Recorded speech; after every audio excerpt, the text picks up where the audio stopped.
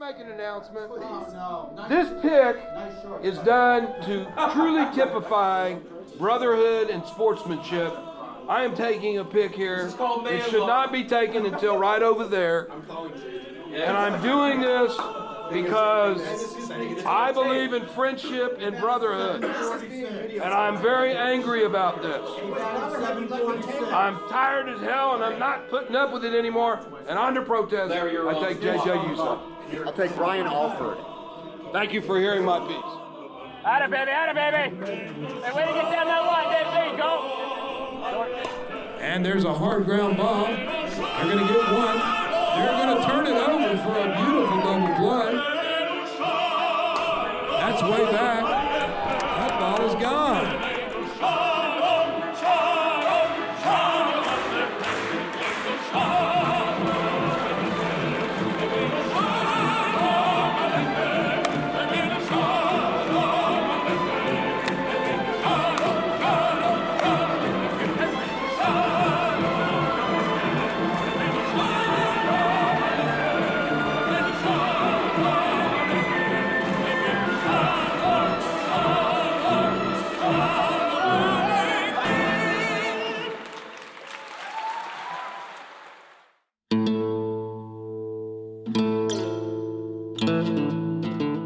It is a league of fathers and sons, brothers by blood and by choice, doctors and lawyers, accountants and teachers, those of almost every profession under the sun. It is a league of the young and the old, the athletic and not so athletic, men of every race, creed, faith, and walk of life, united by their love for the game. It follows the seasons, beginning each year with the fond expectancy of springtime and ending with the hard facts of autumn. At its heart lie age-old American tensions, brotherhood and competition, tradition and progress, scandal and reform, the individual and the collective. Most of all, it is a league of captains and community, friends, new and old, time, timelessness, and coming home. Rather than just fist bumping or high-fiving or handshakes, I'm stopping and I'm giving guys hugs as we're going through that post-game line. And it's that doesn't happen anyplace else. I mean, it doesn't. It's one of the beauties of the league. Not many softball leagues you can call somebody a schmuck as they're playing and get away with it. You know. In 20 years, maybe 2 or 3 guys I can think of that I wish I'd never played with in this league. But the rest, I'd love to have them sitting next to me every year. Most of the characters are great. Some of them, not so great. But it is the people that make the league. You're constantly meeting new people. And as you get older, you know, you sometimes meet them all over again. You don't have to be Jewish to play in it. Anybody was welcome to play. White collar, blue collar, all different ages. I'm Greek and Italian. They let me in the league. They even let me captain for 4 or 5 years. There truly is that brotherhood element to this league, because how else is the Irish Catholic kid going to be in the Jewish Softball Hall of Fame? I used to say, on any given Sunday, any group of Jews can beat any other group of Jews. And then, let's say, in the early 2000s, I would say, any group of mostly Jews can beat any other group of mostly Jews on any given Sunday. And now it's just any group of softball players can beat any other group of softball players on any given Sunday.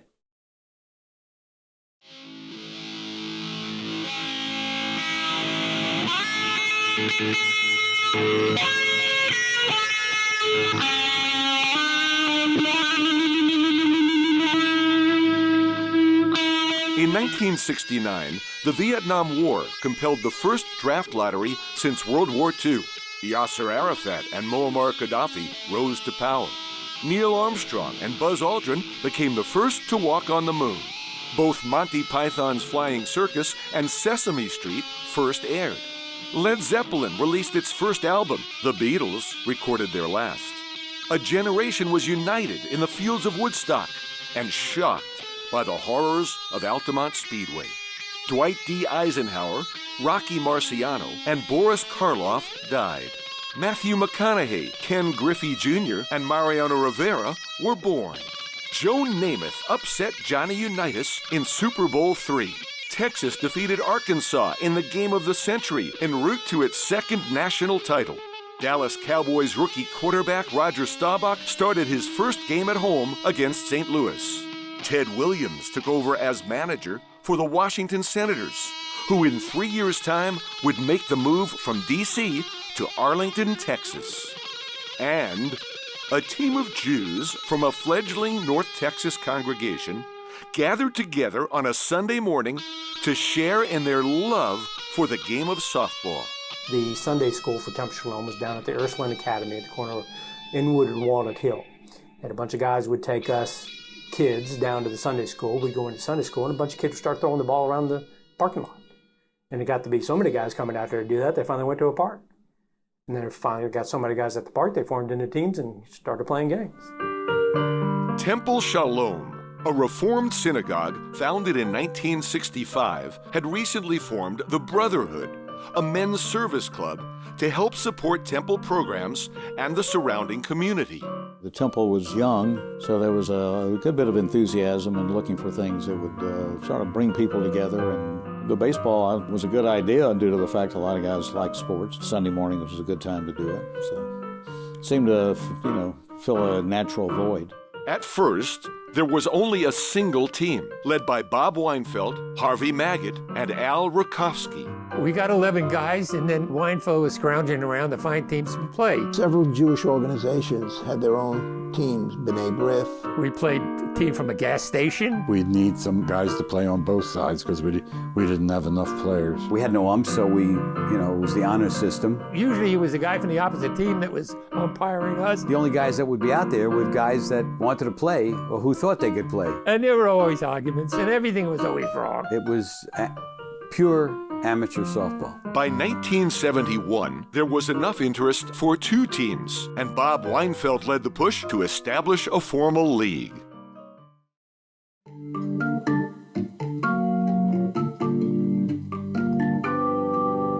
Cradled in a valley at the heart of a Jewish enclave south of LBJ in Dallas, a picturesque park lined by shade trees and grand estates would serve as Shalom League's Elysian Fields.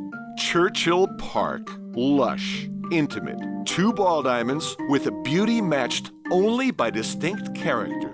Churchill Park was a great place to play. Churchill was a terrible baseball place to play. Churchill was very unique. The 2 fields were pretty close together. Now each field had its own screwy things. The outside of the outfield was all tree lined. So if you had a guy that could really put some wood on the ball, you were running uphill into the trees to go after a ball. They had a roadway behind it, with cars actually going.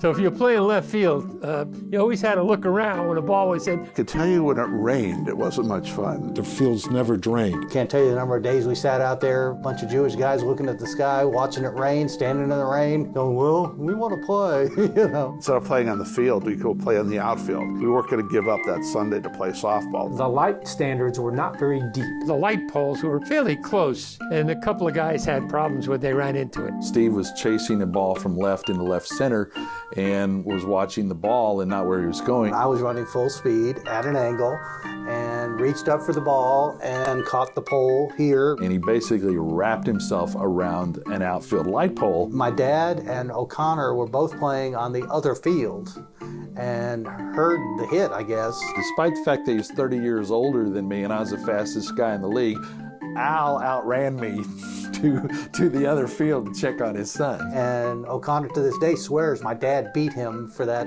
200-yard distance. The best thing about it was the closeness, the proximity. It was a small enough league that everybody knew everybody.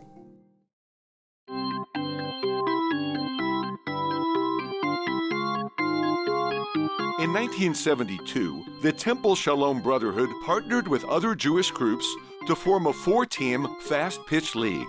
2 teams from Temple Shalom, 1 from Shereth Israel, and 1 from Temple Emmanuel. We wore metal cleats. There was stealing. You could lead off. There wasn't as much scoring in fast pitch. In fast pitch, the pitchers dominate the game. We had a guy that could really pitch fast, curveballs, knuckleballs, you name it. Usually when we got to the top of the 7th inning and we were ahead, we took him out of the game, gave the other guys a chance to hit a little bit. Lou Glazer's team won all the time. Lou Glazer, a well-known Dallas liquor distributor, threw in the mid-'80s with a wide repertoire of pitches. He was very difficult to hit. He was a windmill, fast-pitch pitcher. Just threw the ball so hard you never saw it. I would step in, he'd say, "Come on, cuz, hit me." I'd turn around and bunt on him, which just drove the man crazy. Number one, because I did get on base. Number two, because I made him feel the ball. At the conclusion of the 1974 season, during a cocktail party attended by many of the players, Seymour Kaplan, who sold movie trailers to theaters, and Steve Chown, a salesman for Masterlock, put forth the idea of expanding to 6 teams and changing the league from fast pitch to slow pitch. In 1975, Kaplan and Chown became co-commissioners of the newly minted Temple Shalom Brotherhood Softball League, a draft league with 6 teams, slow pitch and no stealing. Games were to be held on Sunday. Slow pitch really made a difference in attracting a lot more people out there. Anybody could play, right? Whether you were a 1 or a 10, you could generally make contact with the ball. I really didn't like slow pitch softball. There was a guy named Harry something. Patience is a virtue. And when the ball is up there arcing and, you're waiting for it to come down and I'm trying to count, I didn't. We instituted the metric rule because he would hit 15 foul balls. I could literally stand there and foul off 20 pitches and drive the opposing pitcher nuts, which I did a lot of times intentionally. 3 foul balls and you're out. You're done on a 3rd strike, because it was really ridiculous. Kaplan and Chown worked with Weinfeld, Rakowski, and others to recruit players. We tried very hard to get more people from the temple. We wanted to get more of the Brotherhood members involved. Every time I'd size somebody up, especially a new patient that I didn't know much about, I'd say, what do you do for a living and this and that? What do you do for fun? And, if they started talking about sports and stuff, I'd say, well, you play softball? Did you used to play or whatever? I'm not going to fix your tooth till you answer these questions, so. There were some very good players. Quality was good, not great. And some very poor. But the camaraderie was great. Guys in the neighborhood all played. Temple Shalom was more like playing games with your buddies. A bunch of Brotherhood guys playing softball.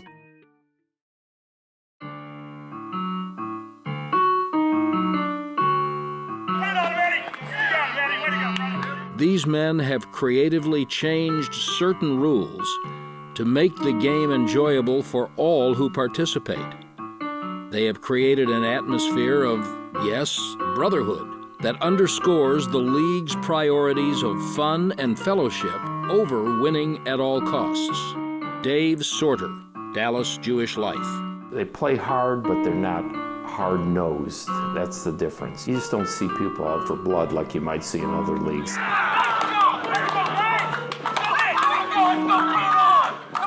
Most of these fellas are very successful and independent and have had ambitions and achievement, whether it's in school, career, and now they're in a league where there's a set of competition, a lot of friendships, but there's no question that at the root, everyone is trying to achieve and be successful. The thrill of victory, the agony of defeat. Most guys live for that. It's drafting, it's knowing players, it's knowing personalities, it's captains who can put all that stuff together consistently, who do well in this league. They were serious competitors, but nobody really took it that serious. Except when we're arguing a close play with an umpire or something like that. Then the Jewish lawyers came out.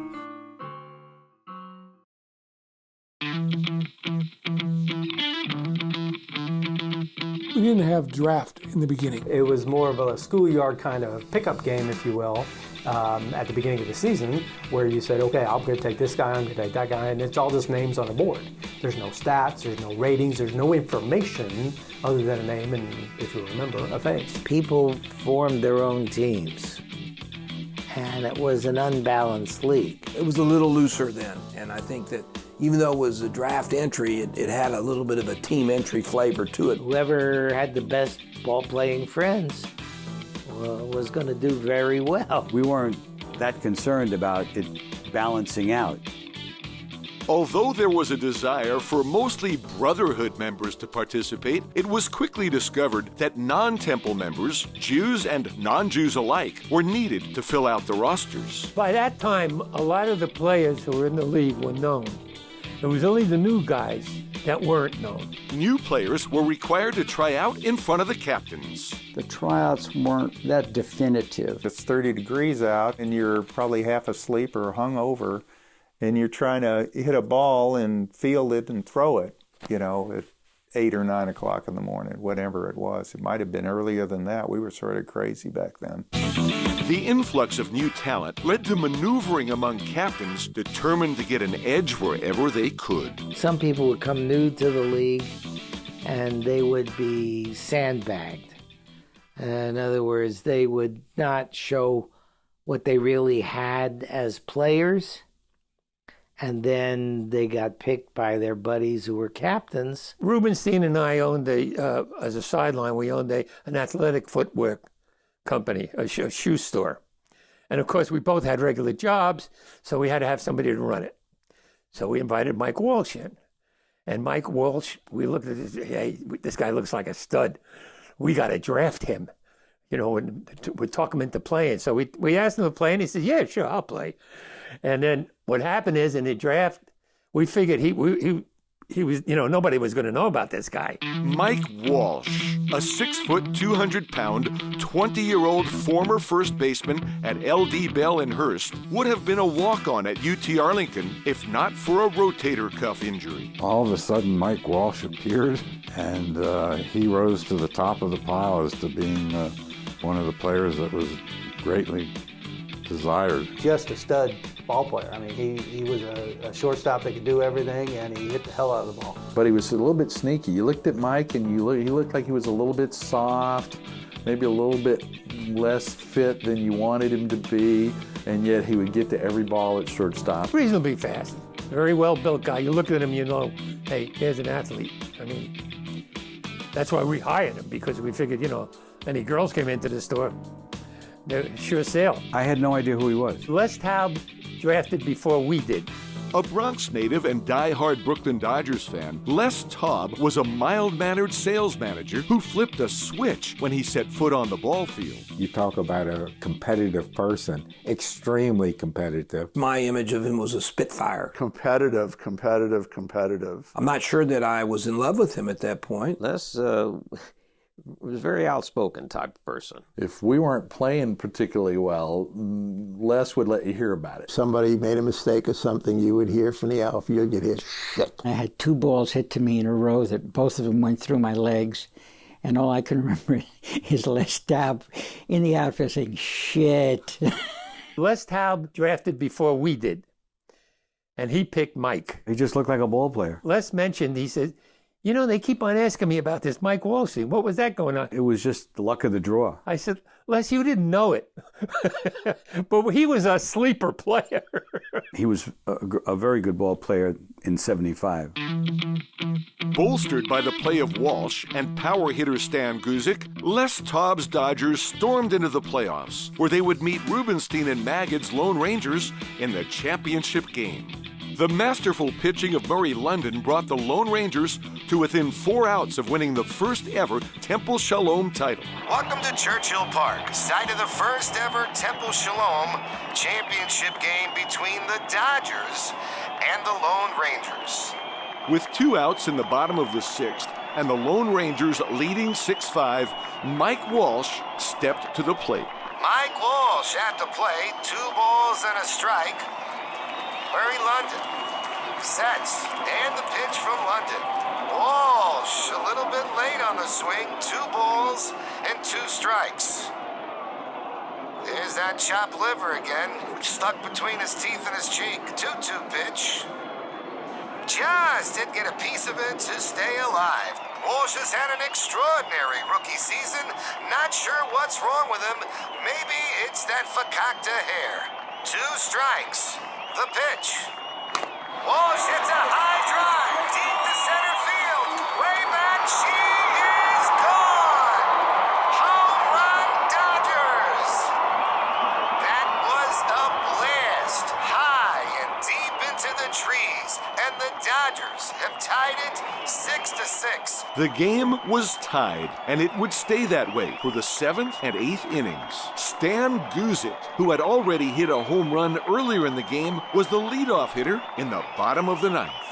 Here's Guzik. Already homered once today.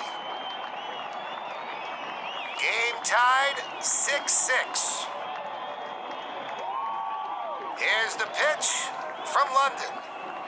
Guzik takes ball 1 a little deep. Trying on deck, there have been numerous heroics today for both sides. The 1-0 delivery to Guzik. Long drive, left field. If it stays fair, it's gone. Home run, Dodgers! And the Dodgers have won the game. Stan Guzik on a 1-0 pitch. His teammates are on the field waiting for him. The ball hit the foul line, and the Dodgers have won the game. The first ever Temple Shalom softball title in walk-off fashion. Bagels and lox for everybody.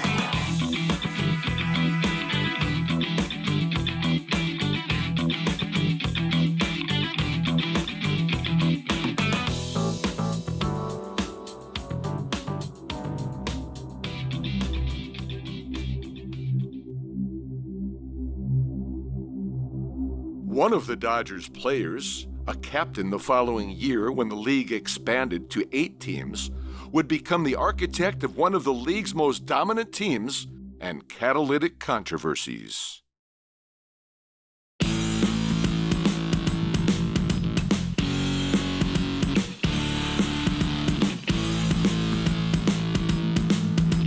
You bring somebody in new, and for a while, we'd take someone's word. All right, this guy's a B, an A, whatever.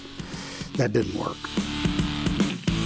In 1976, the league expanded to 8 teams as word of mouth attracted new players. There are a few teams where they cheated because we didn't know some of the guys, or when they did go for tryouts, they didn't give it their best. But captains of the team knew who these guys were. They were like almost part of the family. They were also the most hated team in the league, like the Mets, they were called.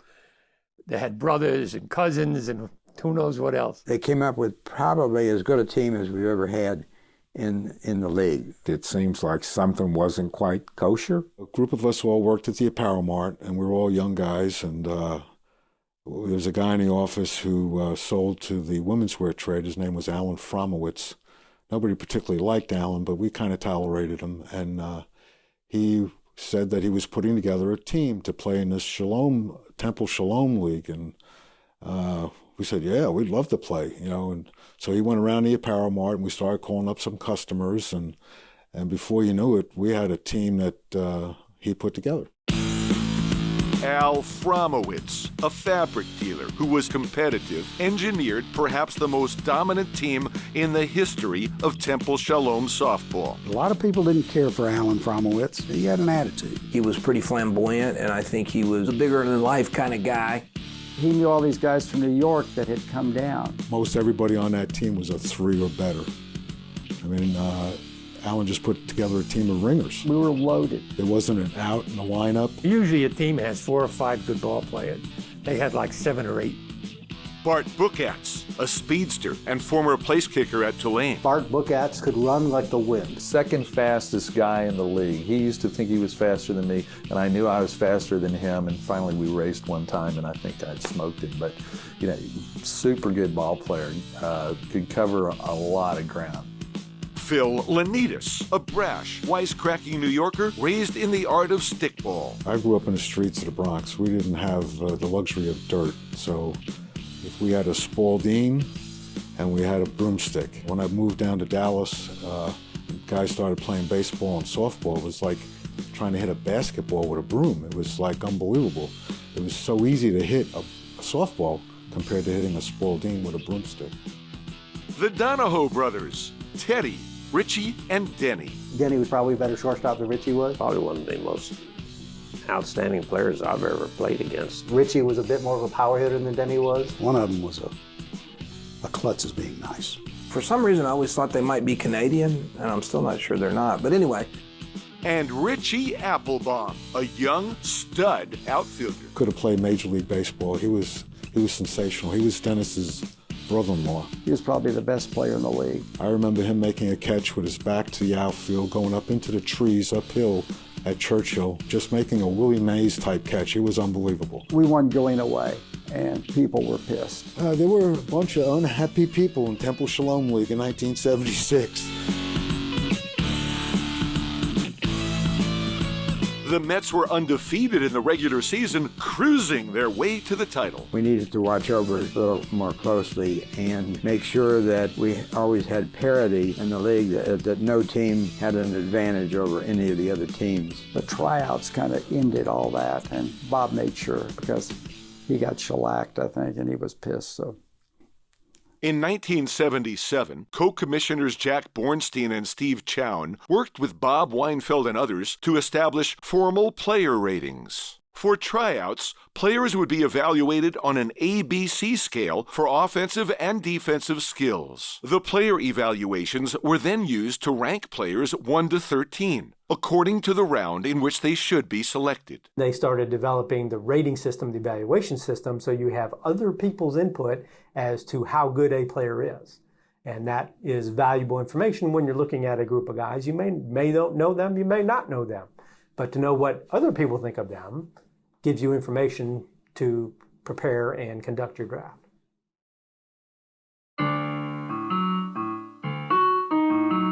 The beauty of the league is that all players, new and old alike, still have to participate in the tryout and rating process.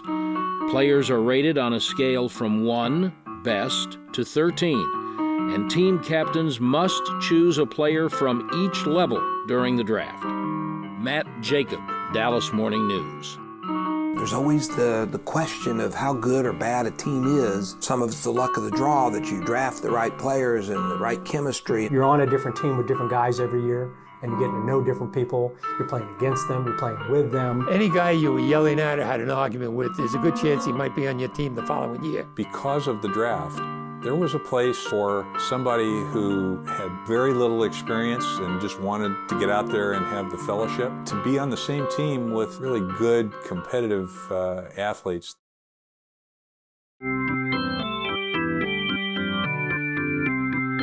Skipper Bob, no one like him. Bob is just one of the world's nice guys. An insurance salesman and community organizer, Bob Weinfeld was born in Pittsburgh, where he began organizing and captaining Little League teams when he was only 9 years old. Bob would always be the first one to raise his hand and say, well, I'll do it and I'll get it organized. Well, when he said, I'll get it organized, that means he was going to select you to work for him and to do these things. Some of the things you just said, oh, God, don't ask me for that. And you'd say yes, and you'd do it because you couldn't say no to Bob. As a player, he was okay. He was a standout leader and a standout captain, but I don't remember him as being a standout player. Do I have to say anything about his playing abilities? Bob was a great guy. Statue-wise, he's not very big, so... Just a punch and Judy hitter. Luckily, I played for a lot of great guys, but Bob was the best. Weinfeld, he's a little ruthless. I mean, in terms of competitiveness and sticking to the rules. He got into lots of trouble because he was always the man in the middle. And anytime there was an argument, everybody would take it out on him. If I played for him today, we would butt heads because both of us are very strong-headed and willed in terms of what we think is right or wrong. As I used to tease him, I said, Bob, the only reason when you're doing it is you figured you could sell more insurance. Come on, you could tell me, I'm your friend. Early on, he hornswoggled me into buying some insurance from him, so he's been in contact with me for 40 years. Many of us bought insurance from Bob Weinfeld.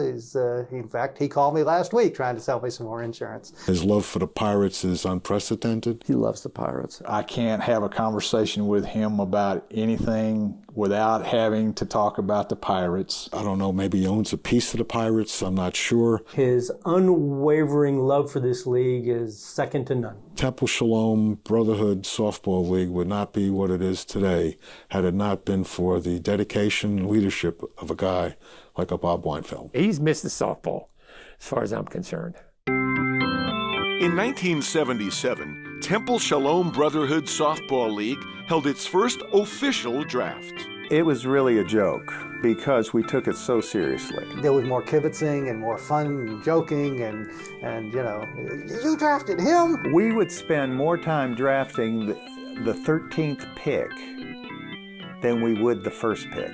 You'd be moving these pieces of paper around, and then the draft would end, and they say, okay, before anybody leaves the room, you can make trades, but once somebody leaves the room, we're done.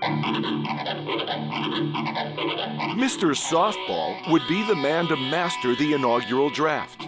In the first round, Weinfeld selected Al Bernstein, a 31-year-old who had once traded baseball for all-state tennis honors at Grant High School in California. Al Bernstein was by far the best. He was the best fielder, the best hitter. He would hit it a country mile. He could place the ball anywhere on the field that he wanted. Had a strong arm. Hell of a shortstop, hell of a power hitter, just hell of an athlete. And you kind of hated him because he was so good. He was kind of the standard that everybody else in the league was measured against. And anybody who could draft him was damn lucky. The draft created instant parity. 7 teams were separated by only a game or two in the standings. Weinfeld's Pirates stood narrowly above the field, led by Al Bernstein, leadoff man Stuart Prostoff, and RBI machine Mike Walsh. We were probably better hitters than we were fielders. We ham and egged it pretty well, and I know we always scored a lot of runs. The Pirates wrapped up first place and knocked off Bert's Angels in the first round of the playoffs to face Al Fromowitz's Mets in the championship game, a contest that would pit the model of sportsmanship against the lord of gamesmanship. With the Mets leading 8-6 in the bottom of the 7th inning, the Pirates mounted a rally. Bottom of the 7th, Bob Weinfeld's Pirates at bat. Down 8-6 to the Mets. Here's John Lasser at the plate. And the pitch from Goldman. There's a shot to short. Oh, snagged by Lynn for the first out of the inning. Here's Stewie Prostoff at the plate. See if he can get it going. There's a shot to short. Scooped up. Here's the throw. Oh, it's high. It's high. He's safe. Holy cow, the Pirates got a life. All right, time for Jimmy Bowman. You know, he's a major cigarette smoker, but also a pretty doggone good hitter. Pirates are losing 8-6, bottom of the 7th of the Mets. Prostoff, Stewie, that is. Got on first on an error. Bowman takes a smoke of a cigarette. Here's the pitch by Goldman. Swung on, there's a deep drive to center. Fromowitz back off his glove. Oh, off his glove. Prostoff out of the bases. Here comes Prostoff to score, and Bowman on his way into third with a stand-up triple. Holy cow, the Pirates are rallying. It's 8-7. With the score 8-7 and the tying run on third, first-round draft pick Al Bernstein stepped to the plate. Here's Al Bernstein. He's the league MVP. We've got the tying run at third, the pitch from Goldman. There's a ball high inside. 8-7. 1 out. Bottom of the 7th. Tying run on third. There's the pitch to Al. Oh, there's a deep drive. Fromowitz going back. Way back. It's off the oak tree. Holy cow. Bowman's going to score. Oh my goodness. Bernstein's rounding second. Weinfeld trying to sell him insurance. He says, screw you. Fromowitz with the throw, the play at the play. He's safe, and the Pirates have won. Holy cow. Bob Weinfeld celebrating. Little did you know he's got a clause in your contract that everybody's got to buy insurance for the next 65 years. It was madness, but it was sheer beauty for the Pirates and the Pirate fans. 6 consecutive victories for the Pirates. That's what it was. And they were team victories, every one of them. Your captain is so proud of you guys that he's walking around 7 feet tall this week. So to all the 12 pirate heroes, I say, thanks for making a dream come true. The Happy Pirate.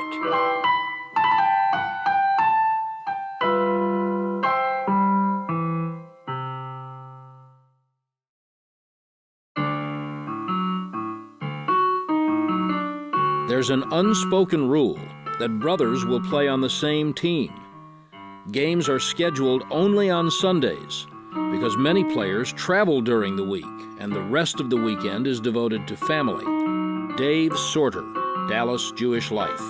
It's a good feeling to go out there on Sunday mornings and feel like you're part of an extended family. One of the left fielders that I had that was really sensational, I remember him crawling around on a rug when he was a baby. When I was a captain, I had a team with both my brother and my father on it, and we had all Rakowski left side.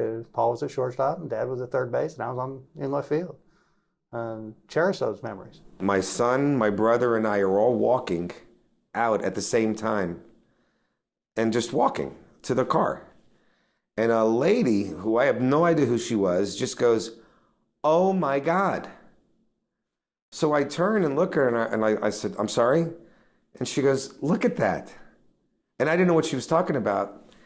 And we all had our jerseys on, Elfenbein, Elfenbein, Elfenbein. She took a picture, and I sent it to my father, who my mom said he almost started crying when he got the picture. It was just the family, brother, father, and son. It was just something that was important on Sunday morning to get up and play softball. Other than an injury or traveling, I don't think I ever missed a game. I almost lost a marriage over it because I wouldn't go out of town on weekends because I had to play softball on Sundays. My pirate team has made it to 8 different championship years and won 6 of the 8. And I'm very proud of that. I was on Harvey Rothenberg's team on the Braves. This was in 1986. I was batting 5th. It was 1 out, and I came up with the bases loaded and hit a grand slam over the left center fielder's head for my first at bat. I was in left field, and Harlan Davis hit a game-winning RBI over my head, and I missed the catch, just barely missed it to end the game. The 1999 championship game, I was playing shortstop. The last out was a little floater, deep second base, short, shallow center field, and I ran back, caught that ball, and we won the championship. Well, what does Shalom League mean to you?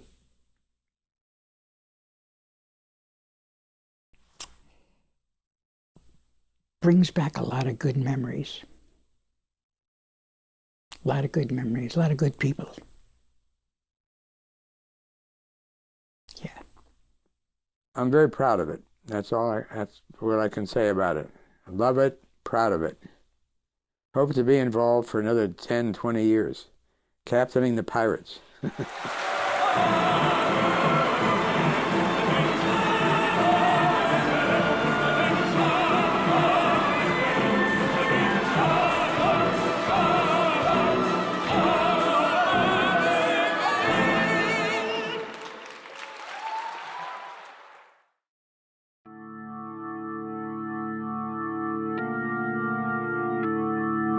What injuries have you sustained playing Temple Shalom softball? I broke some fingers. Turf toe. Twisted an ankle here and there. Pulled groin muscle. I've had a pulled hamstring. Stitches to my chin. Tennis elbow. Some rib injuries. A shoulder problem. Fractured my right elbow. Broken my foot. Severed my ulnar nerve. Tore both calf muscles. Tore the ligaments in my left wrist. Both knees scoped. I run into the fence. I got run over at the plate one time. I broke my hand. I've had a bat swing into my face before. I had to slide, and my cleats, we wore metal cleats in those days, my cleat on my right foot caught, and I snapped 2 bones in my right ankle. I was on first base, and Marty Ellen was batting. He was on my team, and he hit a ball lined off my just below my elbow. My teammates were awfully helpful. They picked me up, set me under a tree for the balance of the game, and let me sit there and watch it swell.